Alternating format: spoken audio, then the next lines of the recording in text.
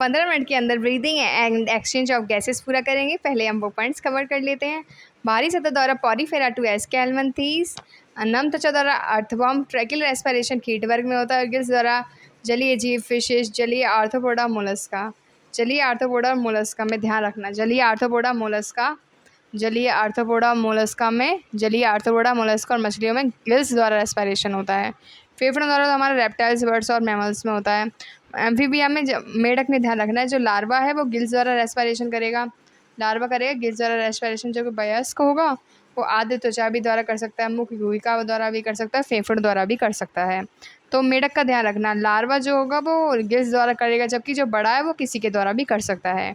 जलीय arthropoda Mollusca और gills जो होते हैं, हाँ, तो गिल्स द्वारा होता है जलीय आर्थ्रोपोडा मोलस्का और मछलियों में।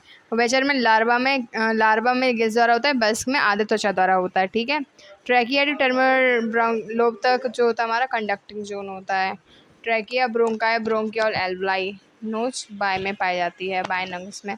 ट्रैकिया टू इनिशियल ब्रोंकियोल्स तक हमारा she shaped hyaline cartilage dorsally incomplete she shaped hyaline cartilage का बना होता है, ट्रैकिया टू इनिशियल ब्रोंकियोल तक। ठीक है। फिर चलन भाग की बात करें तो इसके जो बचता है वो चलन भाग होता है। ट्रैकिया, ब्रोंकाई, ब्रोंकियोल्स, एल्वुलाई में डिवाइड होता है। ट्रैकिया, ब्रोंकाई, ब्रोंकियोल्स, एल्वुलाई नोच बाय में पाई जाती है। यस। इंस्पायरेशन इस सक्रिय प्रोसेस है। डायफ्राम और एक्सटर्नल इंटरकॉस्टल मसल्स का संकुचन होता है। संकुचन होगा तो इनका आयतन बढ़ेगा, आयतन बढ़ेगा तो प्रेशर कम होगा, बाहर से प्रेशर अंदर आएगा। ठीक है। संपादन दर 10 से 15 पर मिनट, 10 से 15 पर मिनट। कार्बोक्सी एनहाइड्रेट की सांद्रता आरबीसी में ज़्यादा होती है, कार्बोक्सी एनहाइड्रेट की सांद्रता आरबीसी में ज़्यादा होती है। जिंक प्रेजेंट होती है, कार्बोक्सी एनहाइड्रेट की सांद्रता आरबीसी में ज़्यादा होती है, कार्बोक्सी एनहाइड्रेट में जिंक प्रेजेंट होता है। टीवी 500 ml, ERV 1000 से 1100 ml, RVs 1100 से 1200 ml, फंक्शनल IRVs 2500 से 3000। ठीक है। RV 1100 से 1200 होती है, RVs 1100 से 1200, ERVs 1000 से। FRC ERV plus vital capacity IRV TV IRV FRC ERV plus vital capacity बलपूर्वक एक्सपायरेशन के बाद वायु की भौतिक मात्रा जो व्यक्ति बलपूर्वक अंतःशोषण के बाद निशोषण करता है। मतलब जो बलपूर्वक एक्सपायरेशन के बाद जो व्यक्ति अंदर जितनी भी हवा ले सकता है, that's called vital capacity. Vital capacity में सब आ जाता है। विषम झिल्ली की मोटाई 1 mm से भी कम होती है। CO2 की घुलनशीलता 20 से 25 गुना ज़्यादा होती है ऑक्सीजन से। CO2 की घुलनशीलता 20 से 25 गुना ज़्यादा होती है ऑक्सीजन से। कार्बन मोनोऑक्साइड की वजह से 200 टाइम हायर होती है। CO2 से बाइंडिंग इस कार्ब अमीनो हीमोग्लोबिन। CO2 से बाइंडिंग होंगी तो बाइंडिंग कार्ब अमीनो हीमोग्लोबिन बोलते हैं। 100 ml oxygenated blood 5 ml oxygen देगा, और 100 ml डीऑक्सीजनेटेड ब्लड जो होगा वो 4 ml CO2 देगा। ठीक है।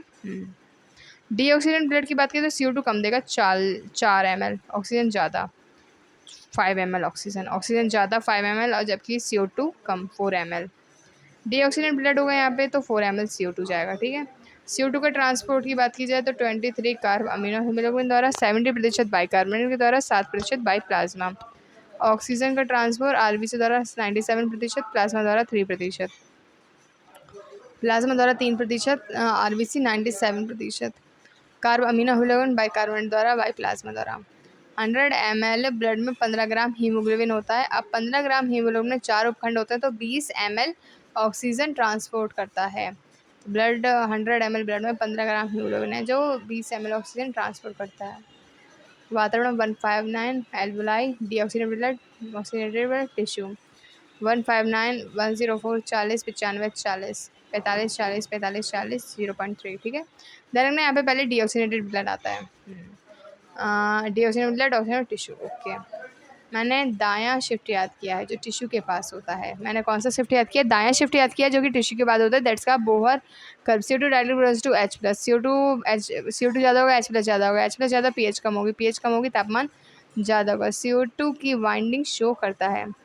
12-16 she shaped incomplete dorsally incomplete hyaline cartilage के बने होते हैं शी शेप्ड। ठीक है।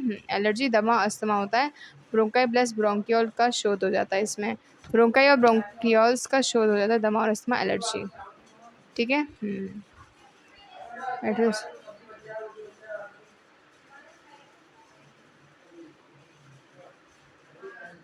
जॉइंट डायस्टोल में 70 से 75 रक्त नली में भर जाता है, 20 से 25 एट्रियल सिस्टोल में भर जाता है 0.1 सेकंड में। इधर लब और डब में 0.3 सेकंड का टाइम होता है। चलो अब शुरू करते हैं। तो जीवों में इनडायरेक्टली रूप से ऑक्सीजन पार्टिसिपेट करती है। रेस्पिरेशन में अप्रत्यक्ष रूप से पोषक अणुओं के टूटने के लिए उपयोग की जाती है। रिड्यूसिंग नेचर होता है। शरीर के सारे से स्पॉन्ज सिलेंडर चेप्टेक्रमी मॉस्टिकुलेटर केंचुआ नलिकाओं द्वारा कीटों में क्लोम द्वारा जलीय आर्थ्रोपोडा मोलस्का विशेष में फुफ्फुस की फेफड़ों द्वारा शरीर पर 25 स्तनधारियों में लार्वा करेगा गिल्स द्वारा बैच करेगा अर्धत्वचा मुखी होगा फेफड़ों द्वारा। मानव श्वसन तंत्र पतली लोचदार उपस्थिति इलास्टिक कार्टिलेज फ्लैप होता है दैट्स कॉल्ड एपिग्लॉटिस निकलते समय खांटी को ढकता है। फेफड़ों की बात की जाए तो फेफड़े पेशी विहीन होते हैं। बचगुआ में होता है वायुरोधी कश होते हैं। बचगुआ कशेरुक दंड मतलब वेंट्रल डॉर्सल ये वाला पार्ट है। बचगुआ के आयतन में कोई भी परिवर्तन फेफड़ों की गुहा में प्रतिबंधित हो जाएगा। बाह्य नासाद्वार नासागच्छ नासाग्रसनी कंठ ध्वनि पेटिका कार्टिलेज श्वास नली डॉर्सली इनकम्प्लीट शीशे हाइलैंड कार्टिलेज। ये बचगुआ मतलब T5 ट्रैकी डिवाइडेड इनटू T5 पे डिवाइड होती है और ये ब्रोंकाई तथा ब्रोंकियोल्स में डिवाइड हो जाती है। ट्रैकिया ब्रोंकाई ब्रोंकियोल्स एल्बोलाई। और चलन भाग की बात करें श्वास नली से प्रारंभिक श्वसनिकाओं तक अपूर्ण उपास्थल बलों के लंबित होता है। मतलब जो शीशे हाइलैंड कार्टिलेज है ना वो इनिशियल ब्रोंकियोल तक होता है। ठीक है। चलन भाग का काम क्या है? वायुमंडल वायु को कोशिकाओं तक संचारित करता है। बाह्य कणों से मुक्त करता है। आर्द्र रखता है। वायु को शरीर के तापक्रम तक लाता है। वायु को शरीर के तापक्रम तक लाता है। बाहरी कणों से मुक्त करता है। वायु को आर्द्र रखता है। चालन भाग कंडक्टिंग जोन वायुमंडल वायु को एल्वलाई तक संचारित करता है। विनिमय जो होता है ये रक्त और वायुमंडलीय वायु के बीच ऑक्सीजन और CO2 का विषण स्थल है। इट्स कॉल्ड श्वसन या विनिमय exchange zone. Simple squamous epithelium का बना होता है। एक्सपायरेशन इंस्पायरेशन जो होता है वो सक्रिय प्रोसेस होता है। इसमें डायफ्राम में संकुचन होगा। एक्स्ट्रानेट कॉर्ड में संकुचन होगा। और ये देख यहाँ पे इसके चित्र को ध्यान से देख लो। इसमें क्या हो रहा है? आयतन बढ़ता हुआ प्रतीत हो रहा है। अब जब आयतन बढ़ता हुआ प्रतीत होगा तो आयतन नीचे की तरफ जा रहा है। डायफ्राम में आयतन बढ़ रहा है। ये ऊपर की तरफ आयतन बढ़ रहा है। प्रेशर कम होगा। बाहर से प्रेशर अंदर की तरफ आएगा। उदरी पेशियाँ इन पेशियों की सहायता से अंतःश्वसन निरोधक क्षमता को बढ़ा सकते हैं। एक स्वस्थ मनुष्य 1 मिनट में 12 से 16 बार सांस लेता है। प्रति मिनट 12 से 16 बार सांस ली जाती है।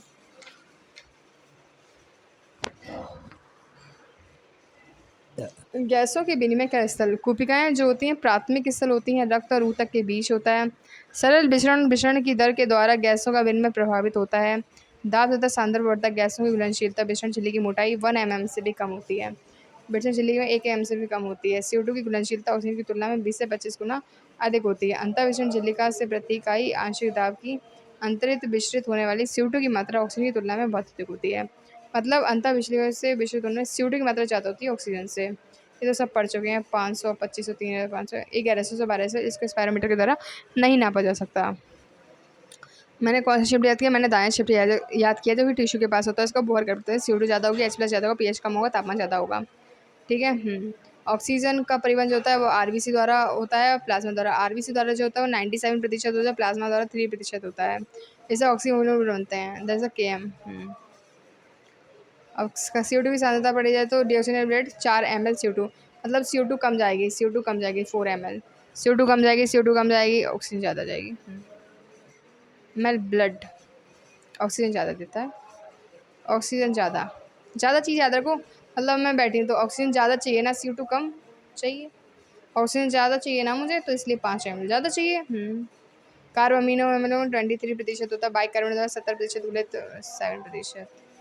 कार्बन एक जिंक वाला एंजाइम है जो ज़्यादा मतलब RBC कार्बोक्सी एनहाइड्रेज की सांद्रता RBC में ज़्यादा होती है। प्लाज्मा में कम होती है। RBC में ज़्यादा होती है। प्लाज्मा में कम होती है कार्बोक्सी एनहाइड्रेज की सांद्रता। Main respiratory rhythm centre is medulla oblongata होता है। Pons is a pneumotaxic centre. Pneumotaxic centre is pons. Main respiratory rhythm centre is medulla oblongata.